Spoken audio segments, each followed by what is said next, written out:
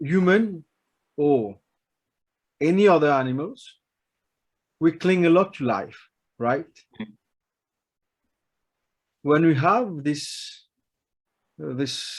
life within us, so many a time we don't even realize that we are living. We are just going through what we have to do, all the chores, everything that's around us. So we just do. It's only when we feel to be ill, there's an ailment, or we have to confront death, then we realize, oh, I have to be I have to do everything just to preserve what's within me, and that is life. So we have this habit of clinging to life when danger comes. What I'm doing every day, I have so many things, so many planning, so many activities. So we use life, we use this life force to do things without realizing that how much this life force is as important. So we have to feed this life force by realizing that life is there. This is the gift that this body has received. It is this energy that is feeding us to grow. I used to say it's only when we find that we are losing this essence, this energy, that we feel that, oh, we have to live in whatever ways is good for us, definitely. Now, the body or life itself uses or give us hints that it exists. That's why we fall ill at times. That's why we feel the need to rest. By overstraining ourselves, the body speaks to us, go to rest. You see? So an ailment, a pain, is just a remembrance. It's just a way to tell us, you see, you are here, you exist. Stop straining yourself. Because when we are ill, that's when we need care. Yeah. That's when we feel that people have to take care of us, or we have to take care of those who are ill, and we have to take care of ourselves. Yeah. We can be feverish. It's a sign the body is giving to us that you did something that is not good, or you're not thinking how important your life is to yourself. So many times, this life force give us this hint. It hits us. At times, it's a blow. It's a hard blow, just to get back to ourselves, because this body is as important as life is. You see? So again, I'm relating to the story. The man was there. He was going freely in the field, forgetting about life, just knowing that he has a pathway, he has a place to go. You see? Then danger comes, and danger teaches him to learn from his experience of what he has cultivated, because he's an initiate in a certain practice. Yes. You see? And that's when even life tests us, how far we've reached in our practice, in our philosophy, in the building up of our personality. You see? How have we been stretching ourselves to reach to a better us? How am I better today as compared to 3 years ago? You see? So clinging to life happens when danger comes to us, or anything that makes us remember. You see, you have a life, you have this life force, you have this prana, you have this ki. So all cultures will give all kinds of name. The same thing is the life force. You see, we are growing old day by day. And this life energy is getting reduced day by day. How are we feeding this energy field, this life force. How can we feed this energy? Because this energy is here. The life force is there. I believe, like Girish has been saying, certain practice help us to feed this energy. Rest, knowing that patience is important, experiences of how to grow. That's when we feel motivated. It's motivation is a kind of a feeder, you see. So considering that we live, everybody, we have every day we have this gratitude at various instances in our day-to-day life, that we have to be thankful to ourselves, to this energy, to this body, to each and every part of us. And when we have a certain life experience, be it an ailment, we have to thank this also, because it is teaching us something. You see? Voila. Yeah. Damien, what's your take on it? Yeah, absolutely. I think sometimes an ailment is an opportunity for one just to sit back and do things differently. And it's the body's way of communicating to us. Sit back, relax, take some time off, and just, you know, a lot of the time we react and say, oh my word, this is happening and this and that, reinforces that ailment. Whereas an ailment, as Bhamesh mentioned, is something as an opportunity that presents itself so you can appreciate it, love it, and understand it, so that you can grow yourself in that challenging time.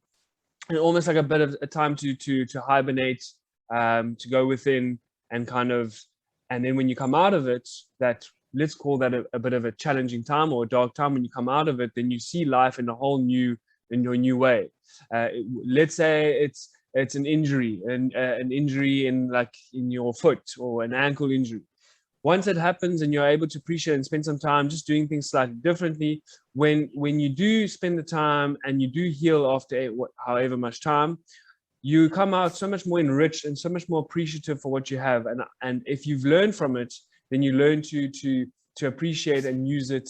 And I'm talking from myself, and you use it. You learn to use it with appreciation and less. Yeah, I'm talking to myself here, less harsh, because I've had a few things, and then I've learned tools, because certain injuries I had since I was a kid, for example, I would be like skateboarding and jumping off like walls or jumping off roofs and twist the ankle and then carry on playing soccer. And then obviously you get to a certain age and then you kind of can't do these things, but you think you can. And all of a sudden you can't do the things that you thought you could. But then, you know, with these conversations, you learn to realize that you can heal yourself with your mind. You can heal yourself with the way you look at things. You can heal yourself with certain tools such as cold water meditations, visualization. And that's something that I've been on a journey with myself. So whenever I get an ailment or a dark time, and I think this is through practice, but the initial response is, oh joy, this is teaching me something, as opposed to, oh, this sucks, and then I go spiral in that direction. It's initial response is, this is happening, oh joy. Okay, from that point, I acknowledge it, oh joy, how do I go forward? Now I'm going to go on a completely new journey. I'm going to figure out myself in a completely new way. And now, and because of that journey and because of that way of thinking, I'm able again to use my body. Ankles are all kind of stronger than what they were before, and that is all because it was gone through that darkness of not being able to have it as I did, to all of a sudden figure out a way to come out stronger. And now my story of the past has changed. You say, whereas before it was, oh, my ankle, I'm getting old. My body is weaker now, and if you say that, it becomes the truth for you. So if people are saying that, oh, I'm getting older, I can't do these things anymore, it's rather not say that. I would rather be like, I'm getting more experience, but however, I believe that my body is becoming more and more strong, becoming more and more wise. And then there's the question of like, are we really getting now this is another question, which, because if everything is belief and your life is, you know, your body is all based on beliefs, then can it not be that we can live forever? Because if our beliefs is what creates our reality, if we believe that we're getting older, that means we're getting weaker, then that's the truth. But we can also believe that with time, we are our body's getting stronger and stronger, healthier and healthier. Maybe because apparently I haven't read any kind of like, but there were guys back in the day that apparently lived to like 1,000 years old. So I mean, you know, and maybe that's, I mean, it's all about beliefs, you know, and as we spoke last time, beliefs are malleable. So maybe we can live for till 200 years old, you know. So yeah, because I mean, you definitely, your body's regenerating. Your body's regenerating. The cells are regenerating. Apparently, every 7 years, apparently you have a whole new body. So I think it's very important to keep the mind in a very healthy state, progressive state, so that those new cells that are being created are becoming optimized and stronger and evolving. Yeah, so rock and roll. You got a point. You got a strong point. I actually had that in my mind, and I asked Ashley. It's just sad that he's not here. I mean, not Ashley Epstein, but the biology teacher. And we had a discussion on that, and he was telling me that our DNA, I mean, affects 200 future generations actually. So if you look at it from that point of view, I mean, yeah, we do die and we don't die also. We never die in that sense, because however we are evolving will affect the next generation. However the next generation evolves will affect the next one. It's never ending in that sense. So whatever we're doing right now will affect the future generation. And that's how we keep on living and living. Like inside of us is what our ancestors did, I don't know how many thousand years ago. It's still in us. Like we still have that animal instinct and all that, isn't it? So in that sense, we never die. And that's a Buddhist teaching actually, that about the illusion of the self. Like you think you are Damien and you have that personality and all that, which is true. You are Damien with that personality. But at the same time, you're someone who is being supported by Mother Earth when you walk, and you're breathing fresh air which is coming out from trees, and you're receiving the sun from nature, and the clothes you're wearing possibly comes from Europe or comes from China. And in that sense, we are connected to the whole world, and we are never like that separate self. And that's what people get wrong, and they start to compete and be better than the other one. Competition is good. It's very healthy if it's with yourself. And I think you view it like that too, Damien, where you're trying to improve yourself. And that's very important. We need to keep on going. That's what keeps us going, actually. But, you know, from a Zen point of view, the first stage is you thinking that you're a separate self. So you're here, and then you've got the world around you and you're interacting with it. And then you have language which comes into place. Like when you start to communicate with words like we're doing right now, there's a sort of oneness which is created. Like right now, there's one moment with me, you, Hamish, and everyone who's going to watch it, they're going to feel like a sort of oneness. It's as if they are with us when they're going to watch the video, right? And the way Zen puts it is that everyone in your life, everyone that comes into contact with you, even an object, it's not separate from you, it's your life. So your life is not you, it's me, the microphone in front of me, the phone, the house, the garden, my dog outside, the fish, my car when I'm driving, the people I'm meeting, all of that is my life. And you need to take care of each thing in your life as if they were your own eyes. Actually, that quote, which I just said, it's from a Zen book, which I'm studying for the Jukaya initiation process. And it's from the book called How to Cook Your Life. The Japanese name is Tenzo Kyokun. And it's a phrase from that book which tells you that everything in contact with you, you need to treat it as if they are your own eyes. So that's how Zen guys live their lives. And I've tried to do it to the best of my ability also, like I treat everyone as if they are my own. And sometimes it's possibly people don't quite understand when they first meet me why I'm like that, but when they get to know me, they really understand that I really do care.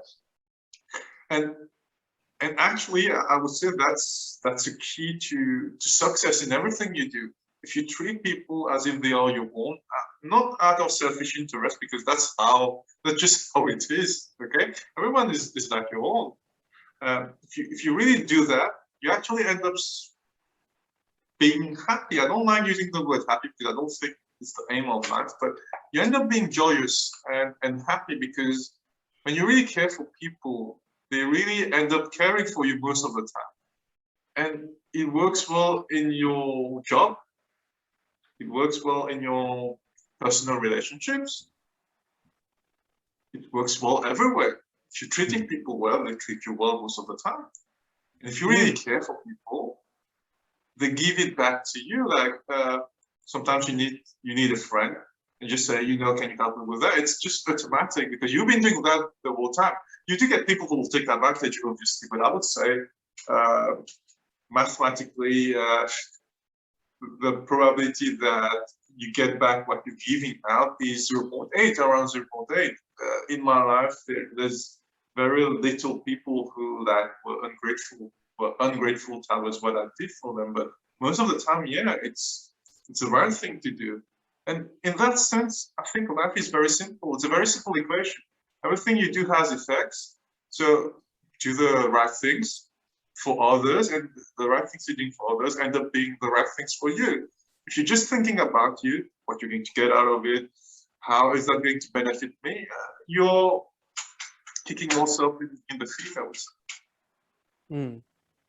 I think in my darkest of times, we did everything in terms of like trying to figure out a way and what was going on and what all the different types of therapies and all this type of stuff.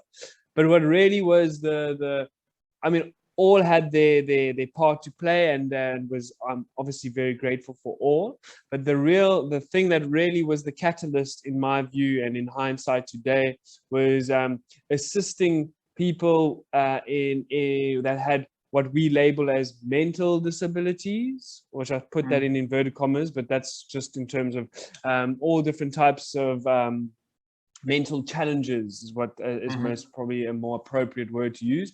And went and to go and assist there, and to go and interact, and to go and share and spend time and learn from, and that was where I think for me, I was able to give my time, to give appreciation, and in that it came back to me in abundance.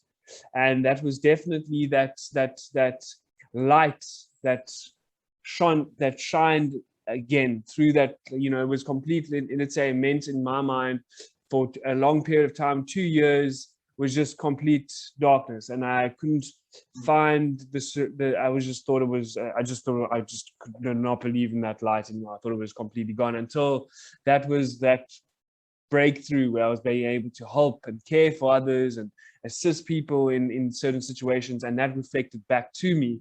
And that was when there was a spark that ignited my heart. And then from that, I was like, whoa, hold on, there's that spark. And then that was that ferocious chase of fueling that spark and holding on to it and growing it. And I think that dark time, as you say, life falls apart and everything, that is where you become through those experiences, you become the most ultimate version of yourself, because you're able to kind of relate to yourselves in different versions of yourself. And so you can, and in the darkness, you can kind of turn that into light. Well, I think that's a very powerful opportunity, because then you walk through life and you know that whatever comes your way, like water, you will adapt to it and make it work for you. And you know that whatever comes along your path is there for your highest and best. So when that darkness is coming, when that tiger is coming, you're like, oh, wow, yay, a tiger. This is here for my highest and best. Let's see how this will unfold peacefully.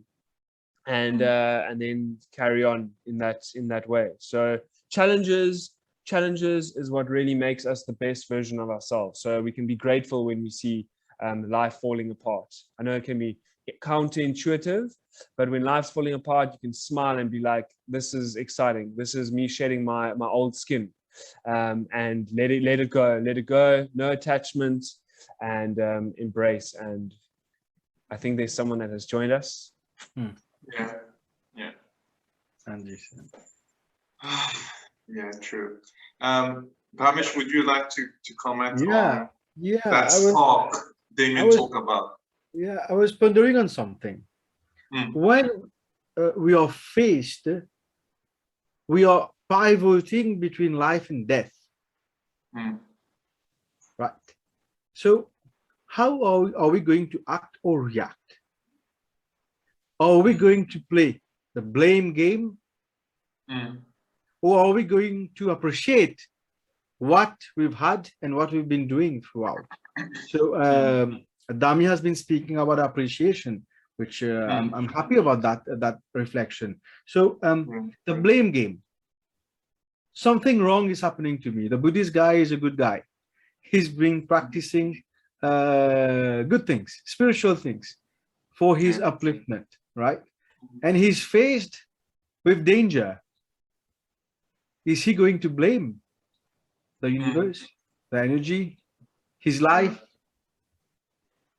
Or is he going to reflect? So how is he going to act or react at this particular time?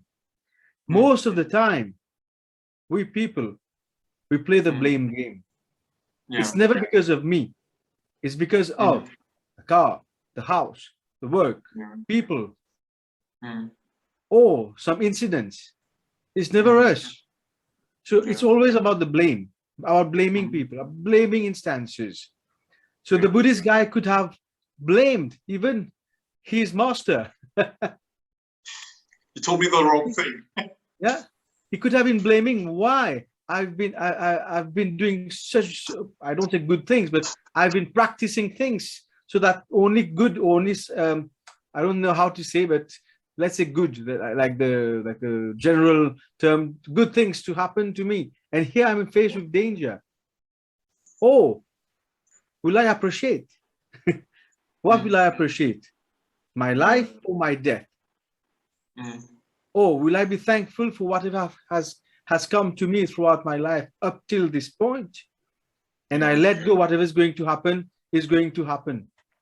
The letting go. Whatever happens to me is going to happen. I'm contented. So I wait. Here again, there's an anecdote. We have the well and we have the tree. The well, the source of water, life-giving water. And we have the tree again, life-giving.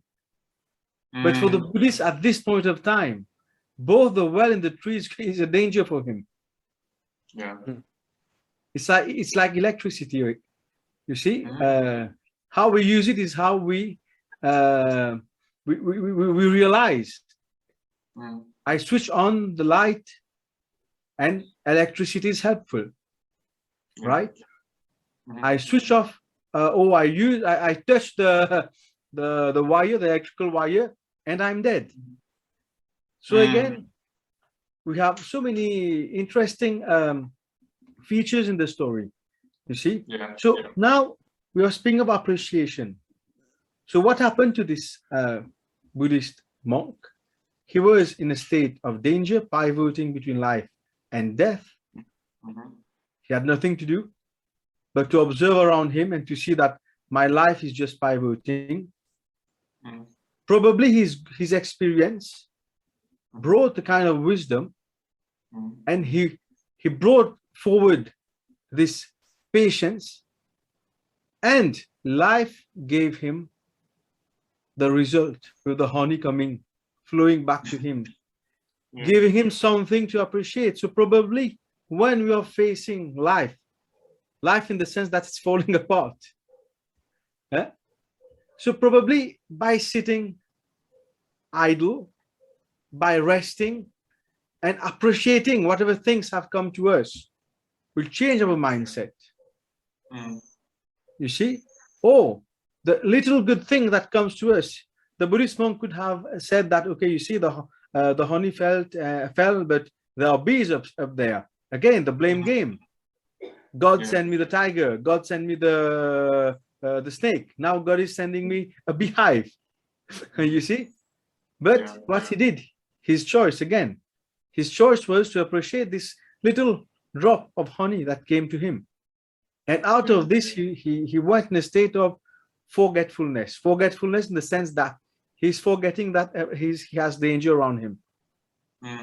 He just has this appreciation, this honey, the taste of honey. Probably it's the last thing that he's going to appreciate, because he doesn't know what's going to come next. And what happened? He gained time.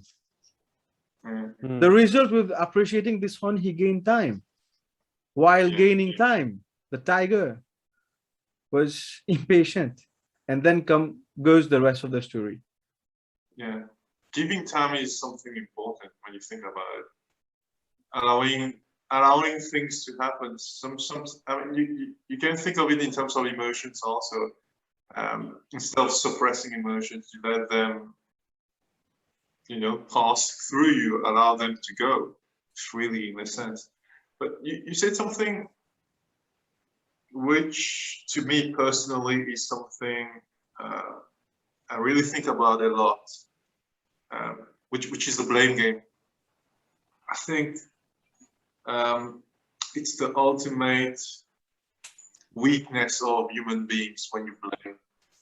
And personally, I've cut ties with really close friends and people who used to be very close to me just because of that blame game. It's something, I won't say I hate, it's something I find disgusting in human beings when they don't take responsibility and they just blame it on, oh, you did that, and you don't take any responsibility in anything. They did that to me. You did that, and it's, I don't know how to say that, but taking full responsibility of your life, and when you make mistakes, you own it. That to me is real strength. And that blame game, it breaks relationships. It creates corrupted governments. Everything seems fake just when people don't take responsibility and just say, no, it's because of you, this happened. It's very easy to just do that, actually.